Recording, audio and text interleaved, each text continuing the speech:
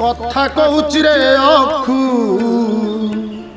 তু মনে রাখিথা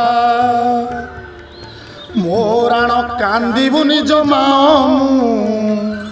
খালি দম্ভ রখিথা সরিগলা মো সময় যাউଅଛି ছাড়ি লিভিগলা মো সিলট ভাঙ্গি গলা খড়ি যিয়ে তো আসিছি সিয়ে তো জীবরে কপাল লিখন আয়ুষ রেখা গোটে কথা কହୁଛି রে অখু তু মনে রখিথা। অনুসারে কেতে দূর সত মু জানিনি কিন্তু মোর অনুভব হচ্ছে এটি ভবন বড় হয়ে যাই ভাবনা না এটি চরিত্র ঢিলা হয়ে গলা কিন্তু চিত্রে মেডাল মালমাল লোক বুঝা দরকার যে টঙ্কা ଦେଇକି ভবন কিনি পারিব কিন্তু ভাবনা নু টঙ্কা ଦେଇକି ঘণ্টা কিনিব কিন্তু সময় নয়। কিন্তু এମିତି ବି ବ୍ୟକ୍ତିବିଶେଷ ଅଛନ୍ତି ଏ ସଂସାରରେ ଆମେ ଯେଉଁ ଗୀତ ମାଳିକାରେ ବୋଲୁଛେ ଏ ସଂସାରକୁ ଏଇ ଟାଇପ୍ର ଗୋଟେ ଗୀତ ଲେଖିଥିଲି ଆଜ୍ଞା। ସେ ଗୀତଟି ଲେଖିଲି କିନ୍ତୁ ମୁଁ ପ୍ରସାରଣ କରିବାକୁ ମନ ହେଲାନି କାହିଁକି ନା ଗୋଟେ ଝିଣ୍ଟ ଶାସନ ଆପଣ ଜାଣିଥିବେ। ମୁଁ ଯାଇଥିଲି ସେଠି ଜଣେ ବନ୍ଧୁଙ୍କର ମାଆଙ୍କର ଶରୀର ଅସୁସ୍ଥ ଥିଲା। ସେଠି ଦେଖିଲି ଆକ୍ଚୁଆଲି ଯେମିତି ଗୋଟେ ଛୋଟ ପିଲାକୁ ଛୋଟବେଳେ ମା କାଖେଇ କୋଳେଇ ବସ୍ତ୍ର ପରିବର୍ତ୍ତନ କରେଇ ଝାଡ଼ା ପରିସ୍ରାକୁ ଭୂକ୍ଷେପ ନ କରି ନିଃସ୍ୱାର୍ଥପରର ସେବା ଯୋଗାଇ ଦିଏ ସେହିପରି ଗୋଟେ ପୁଅକୁ ମୁଁ ଦେଖିଲି।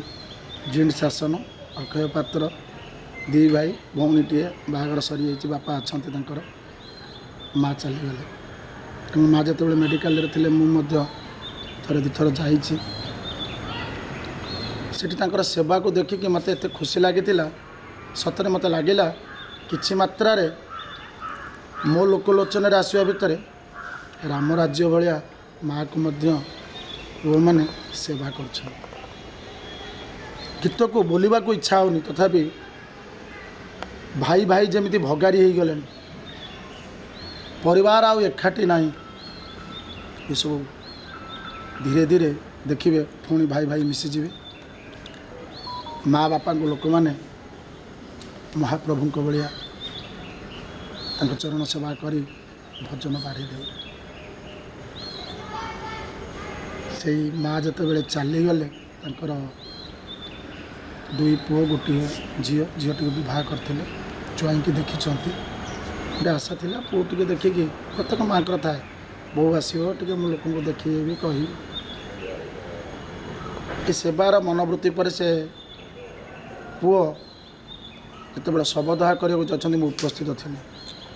ମୁଁ ନିଜେ ମଧ୍ୟ ଶବଦାହ କରିବାକୁ ତାଙ୍କର ଝିଣ୍ଟ ଶାସନ ଶ୍ମଶାନକୁ ଯାଇଥିଲି। ସେଠି ମୋତେ ଯେତେବେଳେ ମୁଁ ତାଙ୍କର ଶବଦାହ ସମୟରେ ମା ଆଉ ପୁଅ ପାଖାପାଖି ଆଖିକି ଯାଉଛନ୍ତି ଦେବା ପାଇଁ ସେ ସମୟରେ ମୋତେ ଏମିତି ଗୋଟେ ଲାଗିଲା ଆଉ ମନେ ମନେ ଗୋଟେ ଗୀତ ମଧ୍ୟ ସେଇଠି ମୁଁ ଚିନ୍ତା କଲି। ସେ ଚିନ୍ତାରେ ଏମିତି ମୁଁ ହେଇଯାଇଥିଲି ସେ ଗୀତ ବୋଲିଲା ବେଳେ ଯେତେବେଳେ ତାଙ୍କର 14 ମେଳାକୁ ଯାଇକି ମୁଁ ସେ ଗୀତଟି ବୋଲିବିଲି ସେ ଗୀତଟି ମଧ୍ୟ ବୋଲି ପାରିଲି। ବଡ଼ ପୁଅ ନାଁ ଅଖୁ ଆଉ ଛୋଟ ପୁଅ ନାଁ ହେଉଛି ଅମୁ। ମା ଶେଷ ନିଦ୍ରାରେ ଗଲାବେଳେ ମନେ ମନେ କହୁଛି ଗୋଟେ କଥା କହୁଛି ରେ ଅଖୁ ତୁ ମନେ ରଖିଥା ମୋରାଣ କାନ୍ଦିବୁନି ଜମା ମୁଁ ଖାଲି ଦମ୍ଭ ରଖିଥା ସରିଗଲା ମୋ ସମୟ ଯାଉଅଛି ଛାଡ଼ି লিভিগলা মো সিলট ভাঙ্গি গলা খড়ি যিয়ে তো আসিছি সিয়ে তো জীবরে কপাল লিখন আয়ুষ রেখা গোটে কথা কହୁଛି রে অখু তু মনে রখিথা ভাইକୁ ପାଖରେ ରଖିବୁ ସାଥିରେ ସୁଖ ଦୁଃଖ ବୁଝୁଥିବୁ। ସକାଳ ସନ୍ଧ୍ୟାରେ ବାପା ପାଖୁ ଯାଇ ଖାଇବାକୁ ଦେଉଥିବୁ। ଗୋଟେ କଥା କହୁଛି ରେ ଅଖୁ ତୁ ମନେ ରଖିଥା। ମୋ ରାଣ କାନ୍ଦିବୁନି ଜମା ମୁଁ ଖାଲି ଦମ୍ଭ ରଖିଥା। ଦୁଇ ପୁଅ ଗୋଟେ ଝିଅ ସଂସାରେ ଆଣିଲି। ଝିଅକୁ ମୁଁ ବିଭା ଦେଇ ଜ୍ୱାଇଁକୁ ଦେଖିଲି। ଶେଷ ଇଚ୍ଛା ମୋର ବହୁଟିଏ ଥିଲା। ଶେଷ ଇଚ୍ଛା ମୋର ବହୁଟିଏ ଥିଲା। ରହିଗଲା ମୋର ଅକୁହା କଥା। ଗୋଟେ କଥା କହୁଛି ରେ ଅଖୁ ତୁ ମନେ ରଖିଥା। ମୋ ଗଢ଼ା ସଂସାରେ ନଥିବି ପାଖରେ ଭାବିବୁନି କେବେକା। ଭାଇର ସାଥିରେ ଭଉଣୀ ପାଖରେ ମନ କରିବୁନି ଫିକା। ଗୋଟେ କଥା କହୁଛି ରେ ଅଖୁ ତୁ ମନେ ରଖିଥା। ମୋ ରାଣ କାନ୍ଦିବୁନି ଜମା ମୁଁ ଖାଲି ଦମ୍ଭ ରଖିଥା। ଆଜିଠାରୁ ବାପା ଦାଦା ହେବେ ବାପା ମା। ସୁଖେ ଦୁଃଖେ ତୋ ଭଉଣୀ ପାଖେ ହେବ ଠିଆ। ତୋ ସାନ ଭାଇକୁ ସ୍ନେହ କରିବୁ। ତୋ ସାନ ଭାଇକୁ ସ୍ନେହ କରିବୁ। ହସି ହସି ଚାଲି ଯିବି ମୁଁ ଏକା। ଗୋଟେ କଥା କହୁଛି ରେ ଅଖୁ ତୁ ମନେ ରଖିଥା। ପୁଅ ଝିଅ ମନ ଜମା ବୁଝିବନି। ଲୁହ ଧାର ବୋହିଯିବ। ରକ୍ତ ମାଉଁସର ଗଢ଼ିଥିବା ମା ଆଉ ଡାକ ନ ଶୁଣିବ।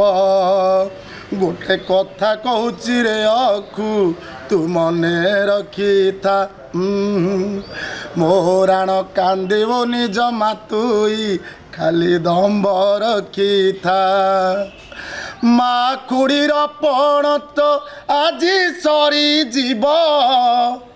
ତୋ ଭଉଣୀ ପଣ ତ ତୁମ ଆଶ୍ରା ହୋଇଥିବ। ବାପା ଭାଇ ନେଇ କରିବୁ ସଂସାର।